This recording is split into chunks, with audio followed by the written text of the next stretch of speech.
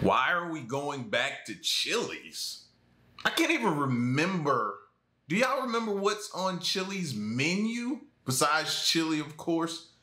I don't know why. I always thought like Chili's and Applebee's were pretty much the same type of restaurant. So we always ended up going to Applebee's. But it says like why people are headed back to Chili's. I need to know. Why are people going back to Chili's all of a sudden? I don't get it. Chili's Grill and Bar is an anomaly in the restaurant space right now.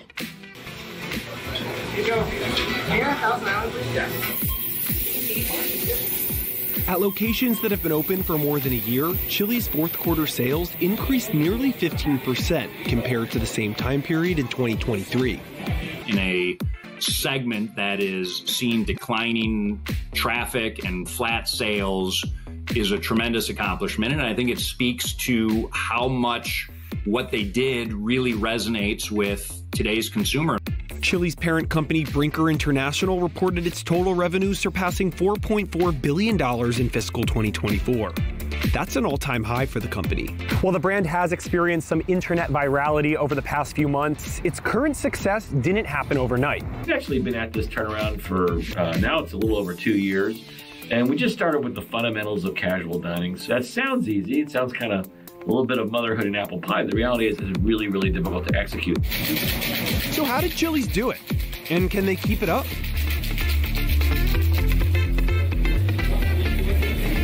Ooh, do they have that like 2 for $20 or something like that? Like Applebee's? Does Applebee's still have like the 2 for $20s? You know what I mean? In this economy, man, those are hit.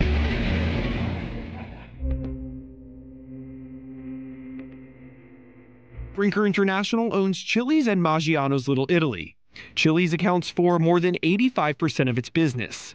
Its growth was pioneered by the founder of casual dining, Norman Brinker, who acquired the chain in 1983. There's a long-term history with Chili's that goes back to the Norman Brinker days. A lot of pride, having fun at the restaurant, operations, led culture. It was very much a youthful brand that was differentiated from grill and bar peers. The chain grew quickly, reaching a peak store count of over 1,300 U.S. locations by 2008, and Brinker International's annual revenue had exceeded $4 billion. The recession hit the restaurant sector hard, especially casual dining, as consumers increasingly opted to eat meals at home. Chili's has shut down stores almost every year since. And that brand slowly lost its way, often pursuing things that were outside the brand parameters, extending the menu too far, for example. Why did you feel the need to narrow the offerings? Yeah, I think in legacy brands, it typically, the way to try to get short-term sales growth is you add more items, and that will work in the short term, but it makes it very difficult for the restaurant teams to be able to execute. Unless the business is growing fast enough where they can afford more labor, it's very hard to run that menu. And so that's what we had. Guys, I'm gonna start up to 84. It would make our lives difficult on a Friday, Saturday night when we're really busy and each zone in the kitchen is trying to pump out food as fast as possible and try to make a quality dish. And sometimes that quality suffered. That's a lot of butter, man. Oh, my heart just started beating fast just looking at that. Oh, my arteries, bro. My back is getting bigger.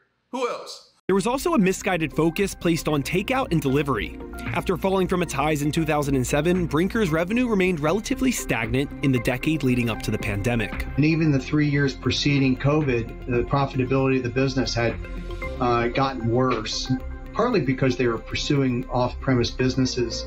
Ultimately, they took the money out of the advertising budget and put it into third-party delivery initiatives and even virtual brands to reach the consumer with the kitchens and the assets that they had.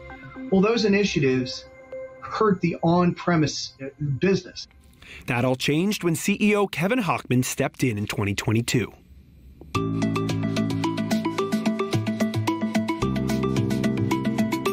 Brinker International's 2024 revenue surpassed the highs it saw in the early 2000s. What's changed? Why are Americans going back to Chili's? What's happening is, one, the actual experience is a whole lot better, but then two, our marketing team's done a great job of getting back into the call the zeitgeist or being relevant again. We weren't always the top of the tier. And over the last 2 years, we've just seen such a turnaround. From the support we get from, our bosses, to the technology, the culinary innovations, all of those things. It made Chili's fun again. Over the past 2 fiscal years, Chili's has grown its average sales per restaurant by about $440,000. That's 14% more than what it was before. In the same time period, Hochman says the menu has shrunk more than 20%. And typically, you don't get rid of menu items because you're going to lose sales. We got rid of almost a quarter of our menu, right? And I'm happy to say that simplification has worked. We have grown the business. We have improved guest metrics, and that's why we're beating the industry pretty significantly right now. In the 2024 fiscal year, Brinker International has invested $200 million in capital expenditure. That means it was investing heavily in repairs, maintenance, and improving its restaurants overall. Brinker International's share price is up around 60% since the start of 2024. But despite strong sales, the company did miss Wall Street's expectations for earnings in its most recent quarter. We went and put more labor into the restaurants, which is expensive. We've accelerated facility improvements that we probably would have done next year, and we'll pull them into this year. Wall Street didn't anticipate us making those additional investments to try to hold on to more of that traffic. I mean, that was the change in expectations versus what they were seeing and what we knew. Traffic spiked by... But who would have thought shrinking your menu increases sales, brings more people in? And then when I sit back and I think about it, it makes sense. Like, you focus on and you do well at the things that you have on your menu. Some places you go, they got a ton of things on their menu. They don't really have nothing they're special for, known for. And the stuff they got, you don't know what's good. And they just don't do a particular thing very, very well that makes them stand out. So I get that makes a lot of sense. I wonder why a lot of other restaurants haven't taken that on, or maybe they don't even know about it. About 6% in Chili's most recent quarter, compared to the same time period of last year. Hey, yo, Chili's, what? Part of that is due to recent success with social media. You hear 5% traffic growth and you're like, is that much? Well, it doesn't happen throughout the day. It happens during peak time. So that could be, in some restaurants it could be 20, 30% more guests coming in, right? And then spread across the day, it's 5%. So you really got to staff up if you don't want lines and you want them to have a good experience. To keep up, Brinker has spent an additional $5 million on staffing. Another $15 to $20 million of labor is planned for 2025. This is called the Triple Dipper. Chili's estimates that nearly 40% of its growth this past quarter came from these mozzarella sticks going viral on TikTok. You cannot tell me that's the most insane cheese pull you've ever seen. Every time a customer orders that, I'm like, oh, you saw it on TikTok? And they're like, yeah. It's hilarious. Within a week, what we were ordering in order to fulfill those orders tripled in some restaurants, probably even more so. We were bringing in so many mozzarella planks that it was hard to store them all. But you didn't have to because they were going out just as quickly as they were coming in. The chain estimates that the other 60% of sales growth came from its $10.99 Big Smasher meal, meaning it's capitalizing on one of the most important consumer pain points at the current time: value.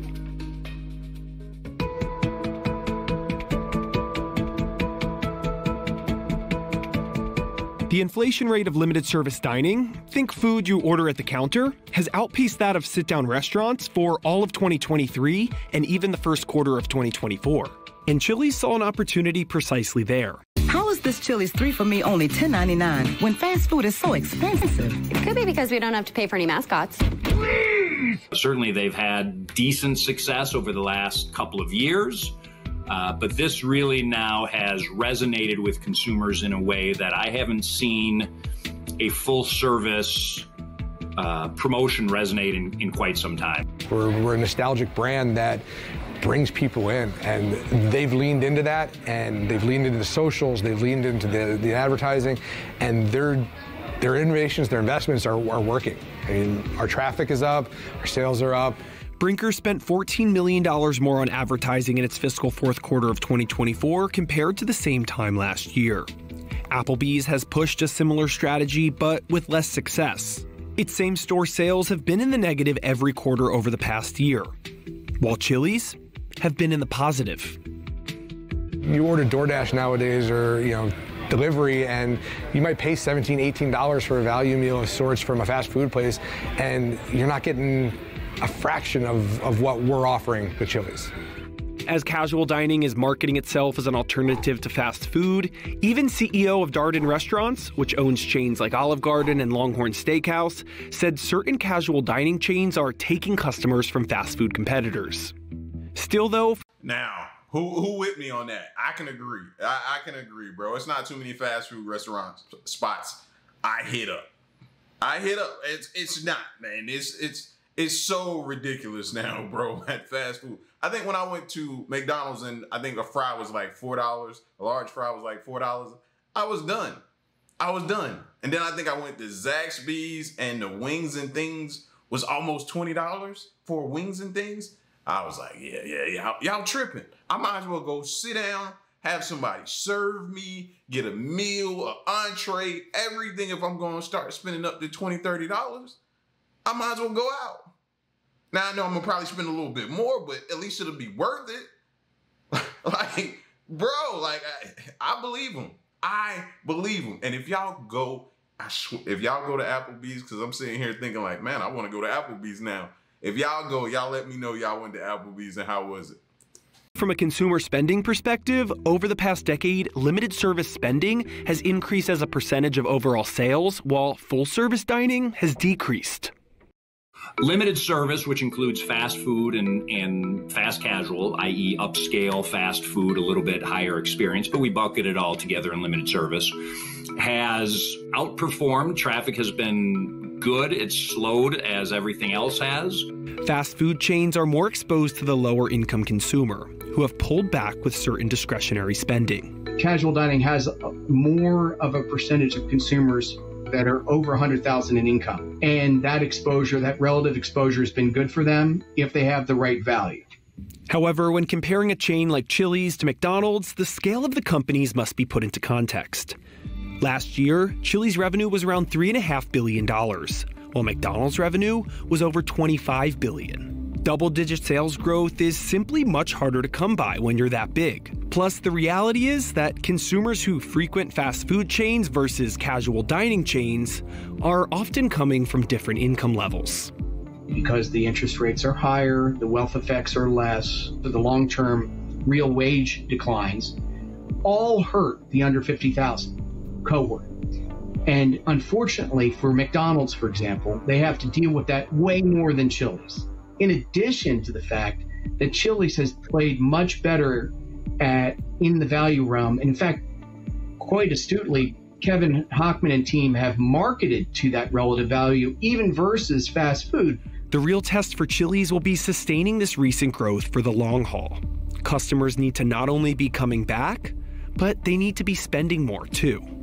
Full service is not only the traffic conundrum, getting people in the seats, but also then generating margin. And a lot of the higher margin items that are generated by casual dining, alcohol, desserts, appetizers, have been the areas that consumers have cut back on. That's important because restaurants often rely on deals to bring people in the door and get them spending on other things. Value offerings themselves typically aren't generating high margins.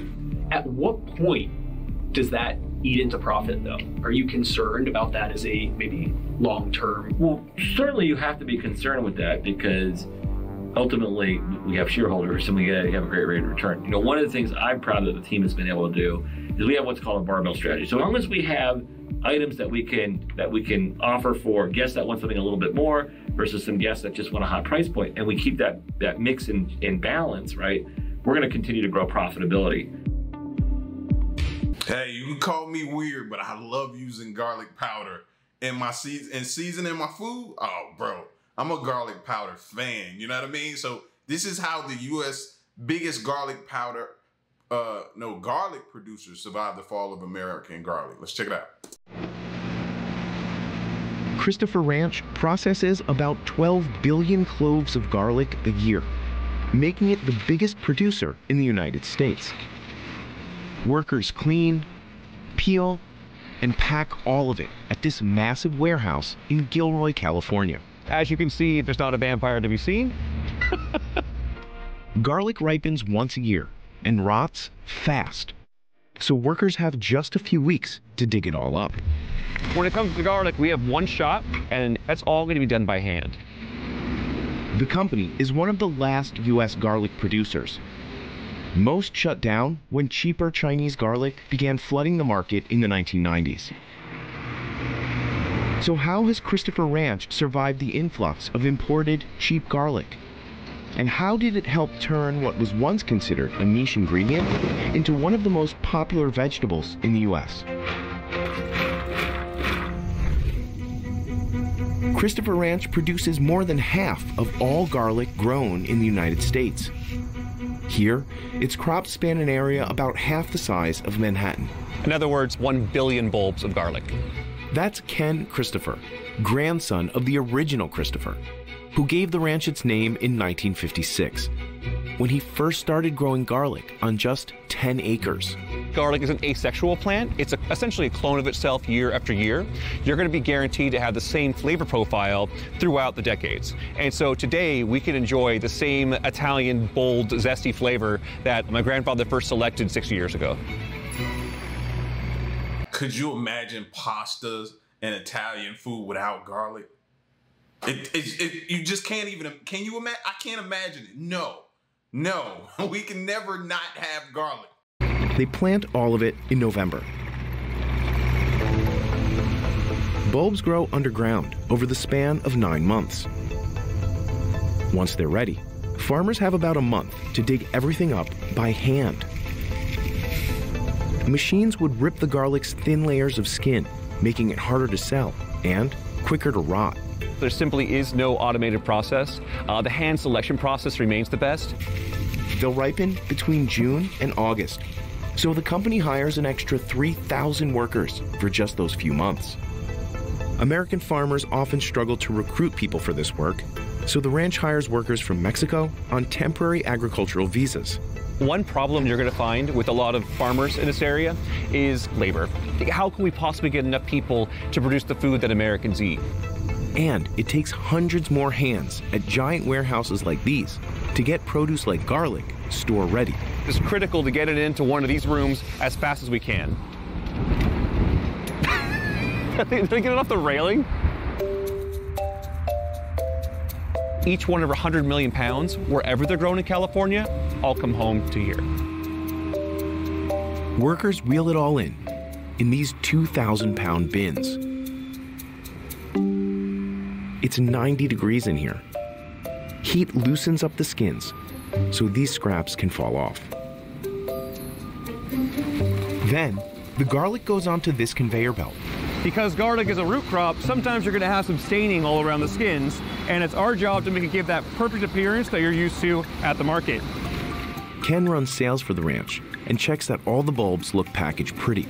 The crew's job is to go through and physically clean every single one of these bulbs.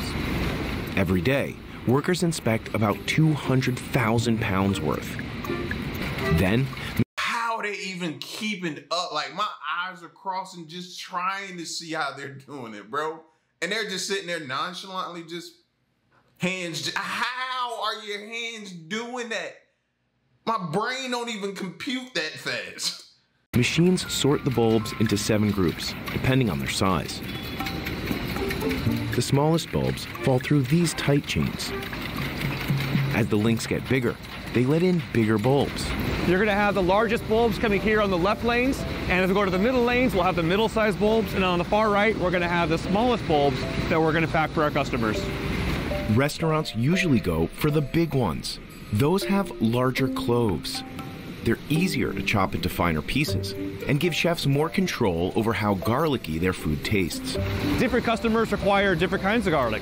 Some customers want very large bulbs.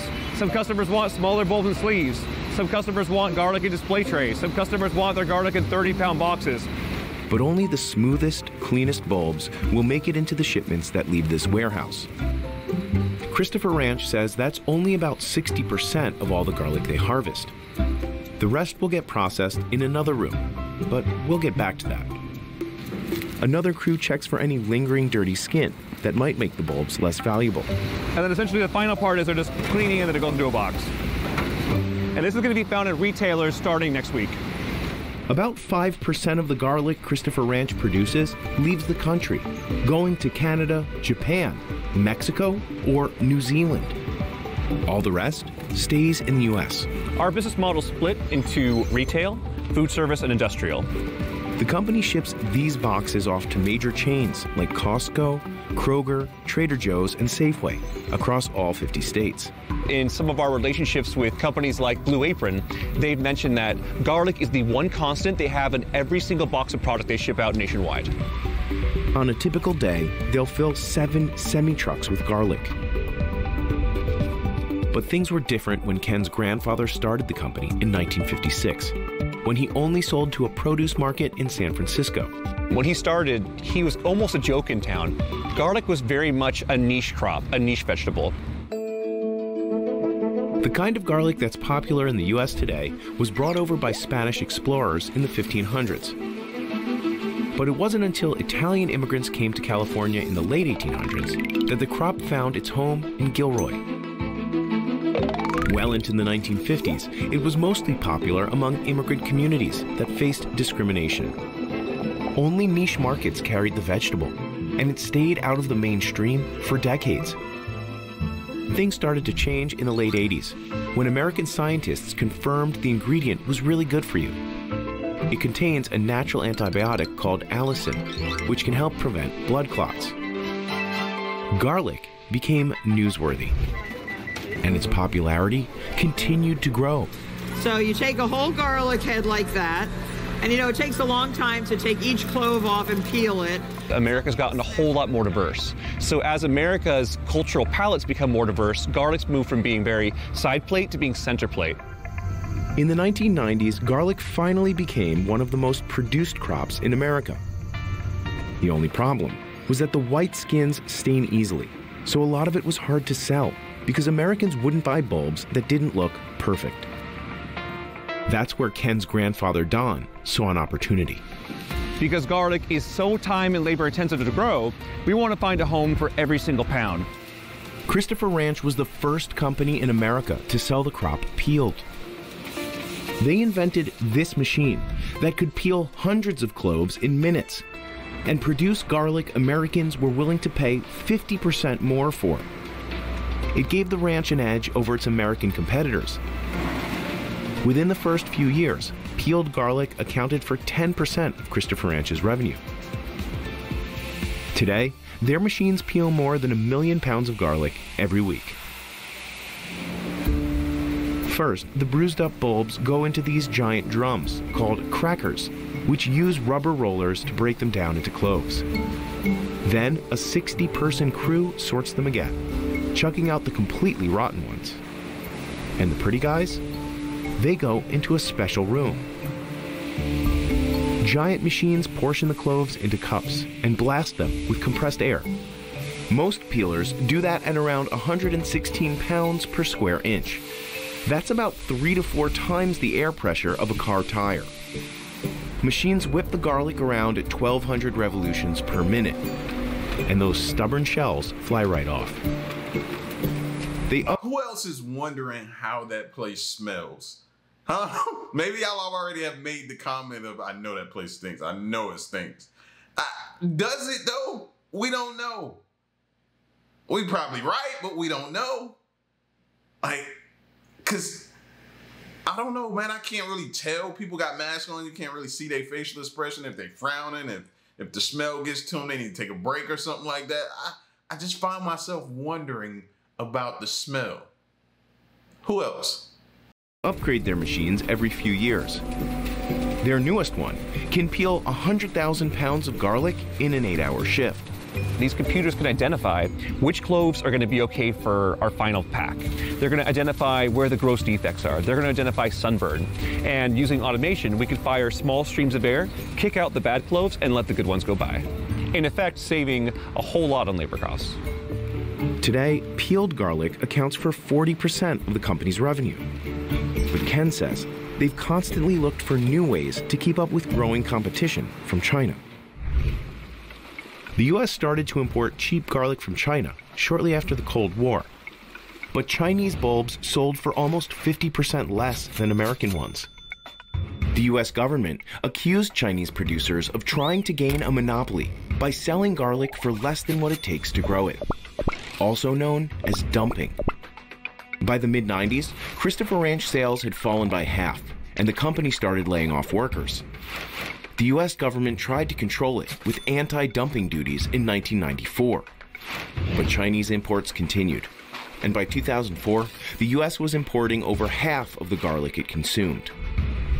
Between 2001 and 2005, Christopher Ranch had slashed the land it farmed by 40%.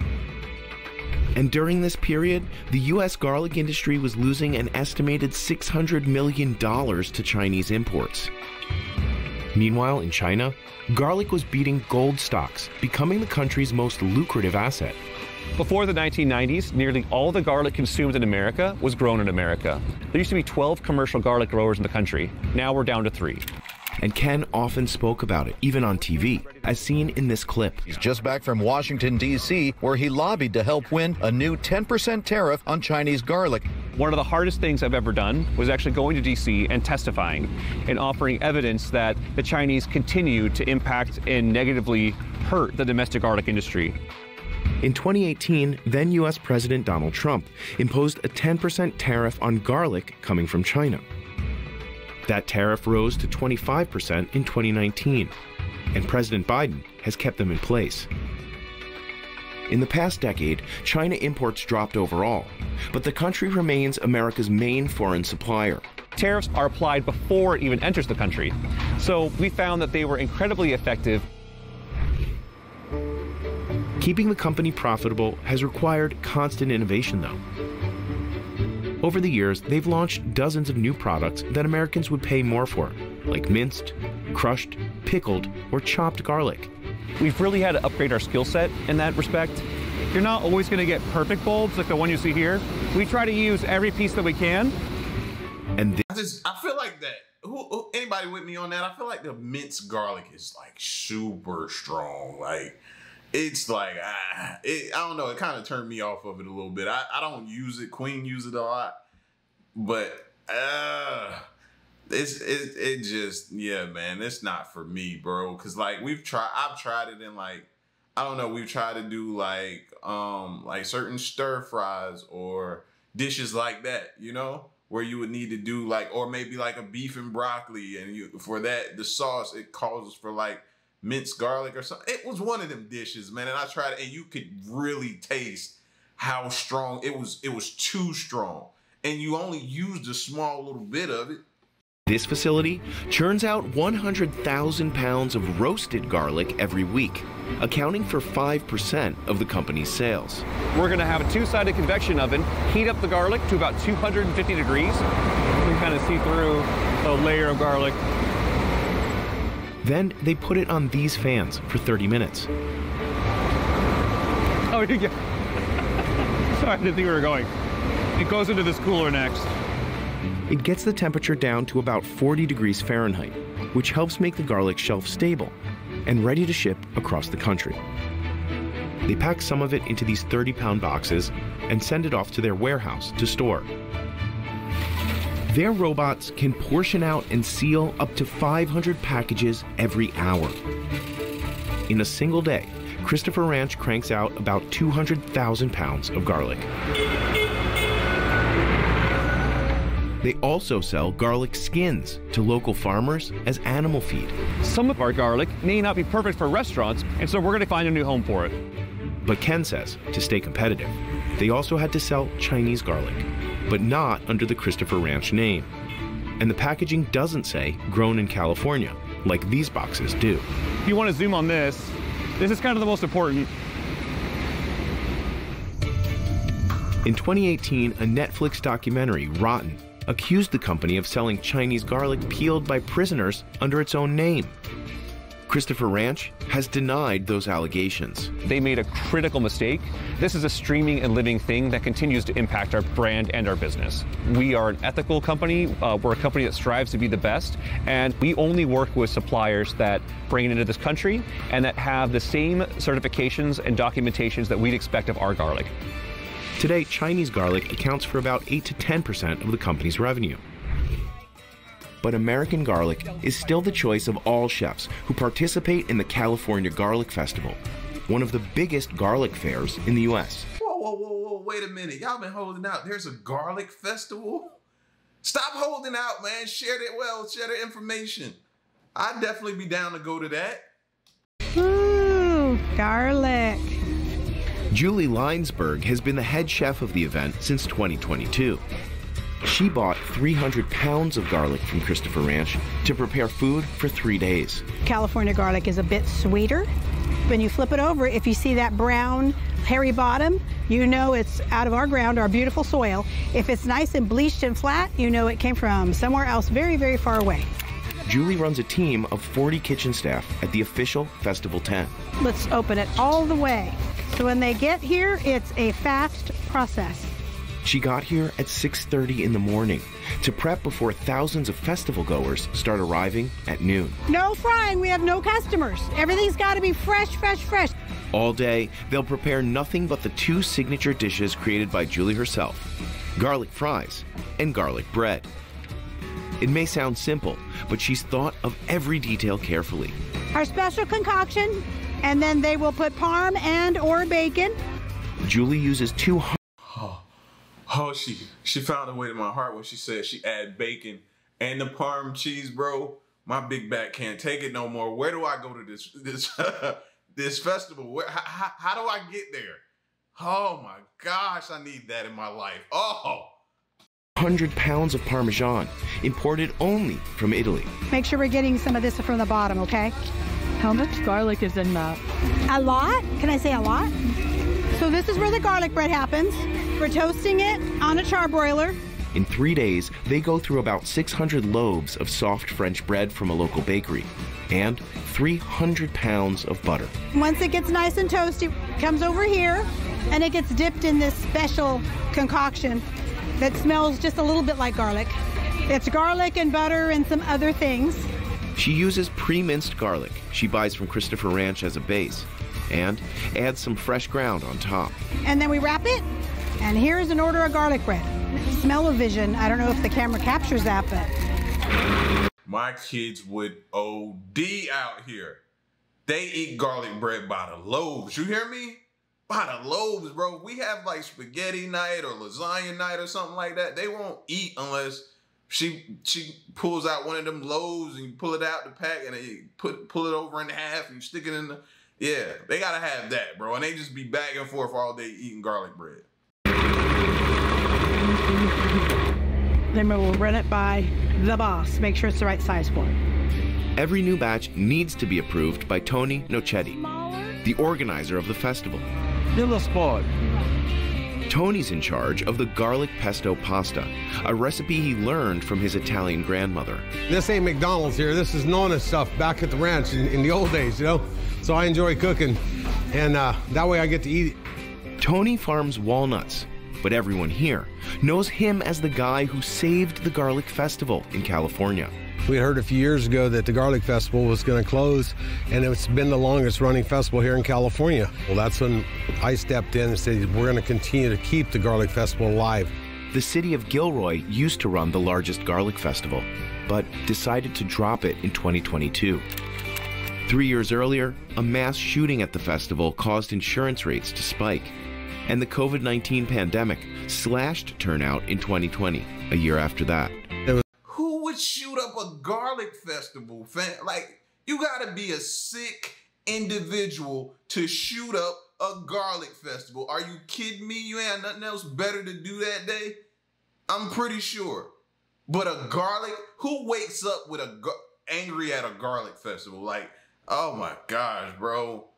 It was a legacy that we thought we couldn't let go. I mean, it's just part of our life cycle here in California, and we believe in local business, local products. That's very important, keeping our local economies going. Though this is technically a different festival, Tony invested more than $500,000 out of his own pocket to continue the tradition near its former home in Gilroy. It's important for agriculture, the community, the people. There's so many people involved in agriculture throughout California and throughout the world. Julie, wave to the camera.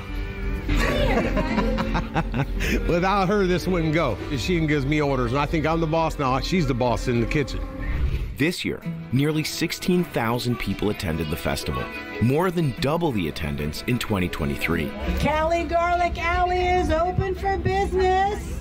Follow the smell. Garlic fries, garlic bread, and how about some garlic pasta? Garlic, garlic, garlic. That's how I grew up as in a Filipino family. My mom cooks everything with garlic. So. And it keeps the vampires away. Yeah. Great. About 150 vendors from all over the state signed up, using California garlic on chicken. All right, here's the magic. More garlic. Pork. Our famous pork belly. And even honey and butter. Would you guys like to try a free sample? We like it. It would be a sad, sad place to be without garlic. Yes, Mama. Oh, I'm adding it right now. One vendor here even puts garlic in ice cream. Ice cream, garlic ice cream. It's different. Yeah. He's Italian, so they eat a lot of garlic. And in my culture, which is Cambodian, we eat a lot of garlic too. But to infuse it into an ice cream, it's amazing. I love it. And I'm not sure. Okay.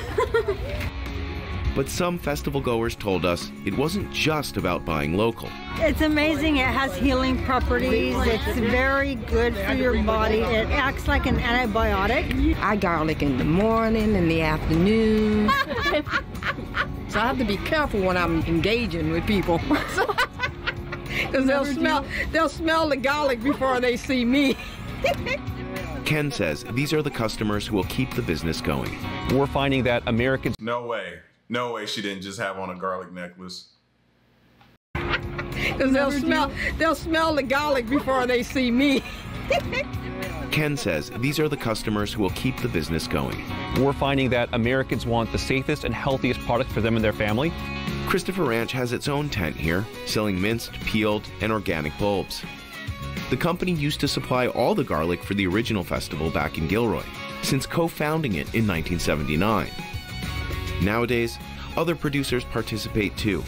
But Ken says organic only recently became a trend here.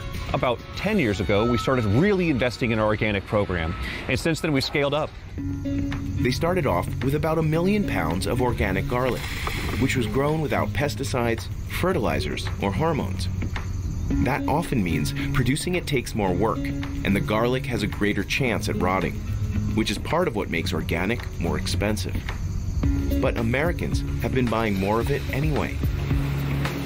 Today, Christopher Ranch grows 15 million pounds of organic garlic, about 20% of its annual crop.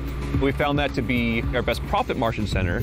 As inflation goes up, as the cost of labor goes up, as we have more scarcity for land and water, really pivoting towards organics and a more high-end heirloom program is going to be the path forward. As for the produce Christopher Ranch doesn't sell during the harvest season, each one of the rooms behind me, we're going to store millions of pounds of garlic from our harvest. And as you can see, we have garlic that was harvested at the end of June of 2023. So last week, we just opened up the room behind me, and the garlic is every good as you could hope for. The garlic you see here essentially goes to sleep for 12 months. They can pull garlic from here all year. You can remove the oxygen from the room, lower the temperature, and keep your product safe. But Ken says farming is always a gamble. Over the past decade, droughts in California have made it harder to grow in the area. And Silicon Valley is expanding, making land a lot more expensive than it used to be. Meanwhile, America's appetite for garlic is still growing. The country consumed over $4.5 billion worth in 2023. And Ken says, regardless of how or where his ranch harvests it, he's confident homegrown garlic will never go away. How important is garlic to your family? Garlic means nothing to me. Garlic is a part of our DNA. It's part of our culture. It's part of who we are. It's an inspiration for our whole family.